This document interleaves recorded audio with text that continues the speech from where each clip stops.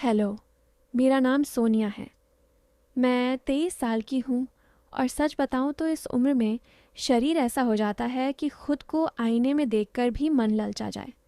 मेरी कमर पतली है, कूल्हे थोड़े भरे भरे और चलते वक्त वो लय ऐसी आती है कि लोग पीछे मुड़कर देखते हैं। मेरे बाल लंबे हैं, काले, और जब मैं उन्हें खोलकर छत पर खड़ी होती हूँ तो हवा उन्हें उड़ाती है और मुझे लगता है जैसे कोई छू रहा हो।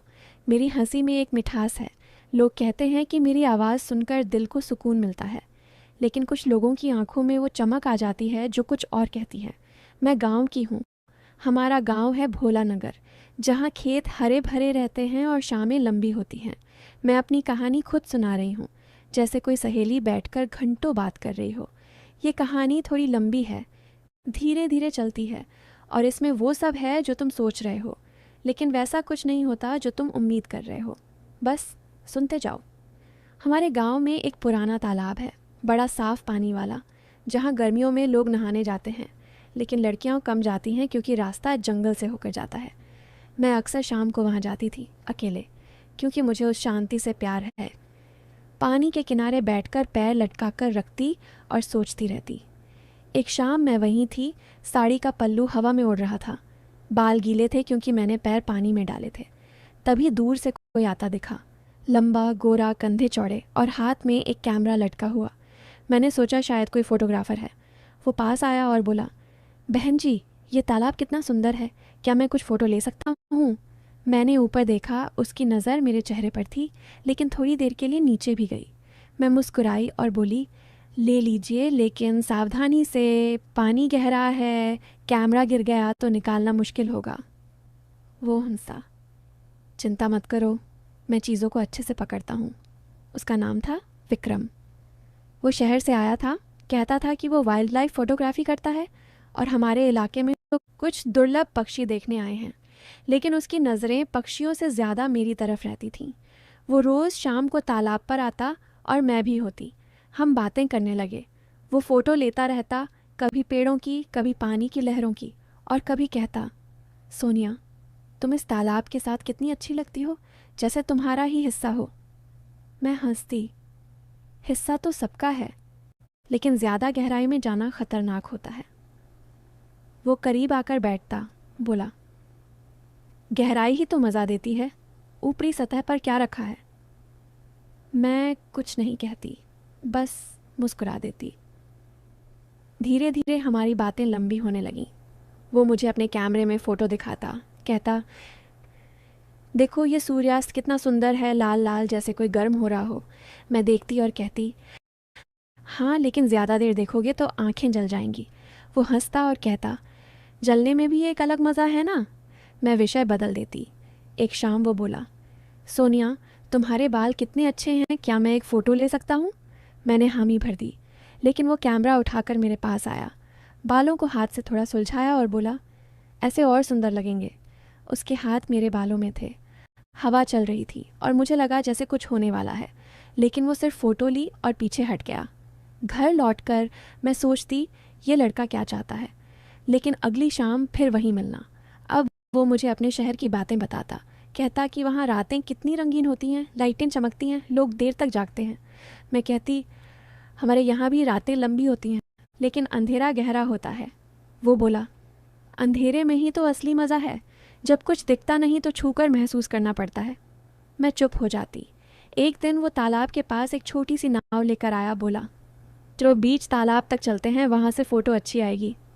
मैं डर गई थोड़ी, लेकिन चली गई। नाव पर हम बैठे। वो चप्पू मार रहा था और पानी की लहरें नाव को हिला रही थीं। मैंने साड़ी अच्छे से संभाली क्योंकि हवा तेज़ थी। वो बोला, डरो मत, मैं संभाल लूँगा। नाव बीच में रुकी, चारों तरफ पानी, और वो कैमरा निकालकर फ़ोटो लेने लगा। तभी एक तेज़ लहर आई, नाव हिली और मैं उसकी तरफ झुक गई। उसने मुझे हाथ से पकड़ा, बोला, संभल जाओ, गिर जाओगी। उसका हाथ मेरी कमर पर था। गर्मी सी महसूस हुई, लेकिन मैंने खुद को संभाला और बोली, बस अब वापस चलो। वो मुस्कुराया, जल्दी क्या है, थोड़ा और मज़ा लें। उसके बाद हमारी मुलाकातें और करीब होने लगीं। वो कभी मेरे घर के पास आता, माँ से मिलता, कहता कि सोनिया मुझे गांव घुमा रही है। माँ खुश होती लेकिन मुझे चेताती, शहर वाले चालाक होते हैं, दूर रहना। लेकिन मैं जाती रही।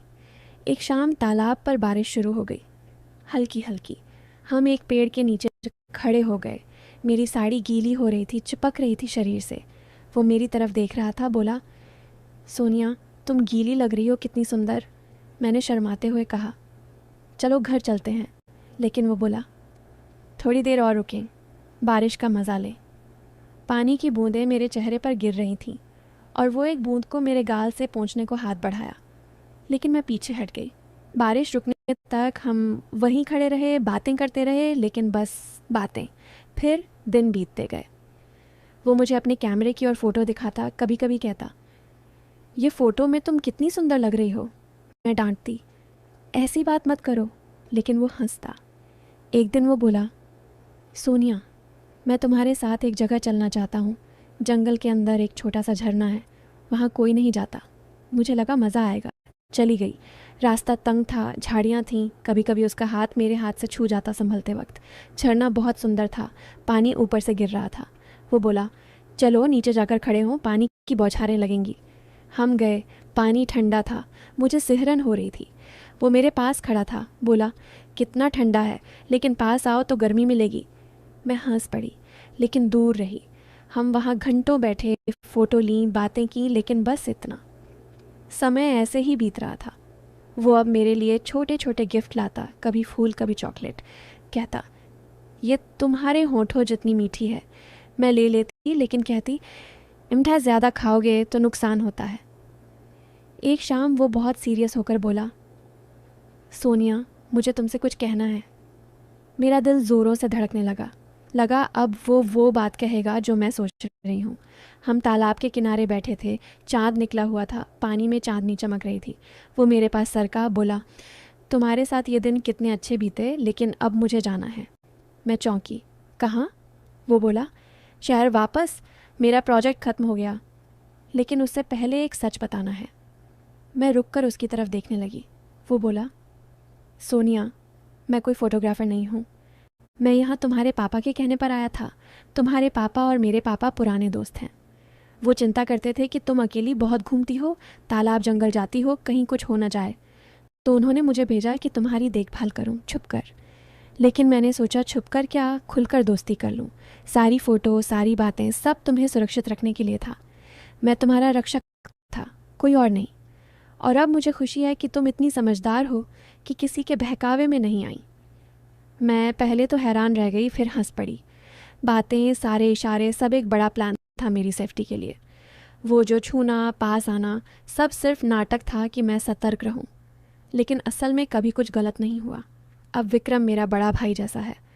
वो शहर गया, लेकिन अब भी फ़ोन करता है, पूछता है कि तालाब पर अकेले मत जाना। और मैं अब समझ गई हूँ कि ज़िंदगी में जो चमक दिखती है वो हमेशा सोना नहीं होती। कभी कभी वो सिर्फ सुरक्षा का आवरण होता है। तो ये थी मेरी कहानी। जो लोग कुछ और सोच रहे थे वो निराश होंगे, लेकिन जो सच समझते हैं उन्हें अच्छी लगी ना।